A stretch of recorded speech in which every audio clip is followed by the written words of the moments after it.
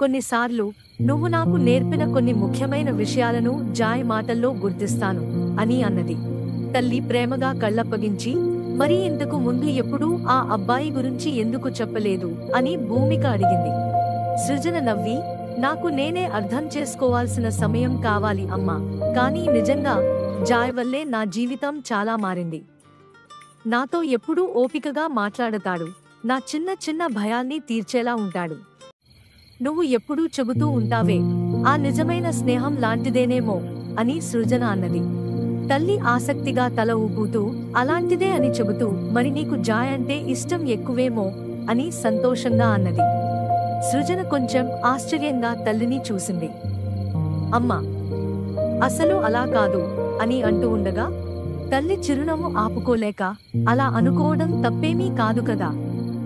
మన జీవితాల్లో కొంతమంది ప్రత్యేకంగా ఉంటారు. నిన్ను నిజంగా అర్థం చేసుకునే స్నేహితుడు దొరికితే దాన్ని విలువైనదిగా భావించాలి అని తల్లి భూమిక అన్నది. అమ్మా, జాయ్ నా జీవితంలో చాలా ముఖ్యమైనవాడు. నేను ఒంటరిగా ఉండాలనుకున్నప్పుడు కూడా అతను నా పక్కన నిలబడతాడు అని అన్నది. తల్లి మాట్లాడుతూ, అలాంటి వాళ్లను జీవితంలో తప్పకుండా జాగ్రత్తగా చూసుకోవాలి అమ్మా. నిజమైన స్నేహం అరుదుగా దొరుకుతుంది అని భూమిక అన్నది. ఆ రాత్రి సృజనకు ఎన్నో రోజుల తర్వాత ప్రశాంతంగా నిద్ర పట్టింది. మరుసటి రోజు సాయంత్రం క్లాస్ ముగిసిన తరువాత జాయ్, సృజన ఇద్దరూ కాలేజ్ గేటు దగ్గర నిలబడి ఉన్నారు. అప్పుడు సృజన ఒక్కసారిగా జాయ్తో ఇలా అంది. జాయ్, ఇంటికి వచ్చి వెళ్ళొచ్చు కదా అని అన్నది. జాయ్ ఆశ్చర్యంగా, నిజమేనా సృజన, ఇంతకాలం కాలేజ్ ఫ్రెండ్స్ గా ఉన్నాం కాని మీ ఇంటికి రావాలని ఎప్పుడూ అడగలేదు కదా అని అన్నాడు.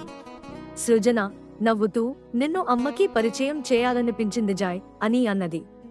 వావ్, నన్ను మీ అమ్మకు పరిచయం చేయడమా? సీరియస్గా అంటున్నావా సృజన అని జాయ్ అడిగాడు. సృజన సంతోషాన్ని ఆపుకోలేక, అవును, నువ్వు నాకు ఎంత ముఖ్యమో అమ్మ కూడా తెలుసుకోవాలి జాయ్ అని అన్నది.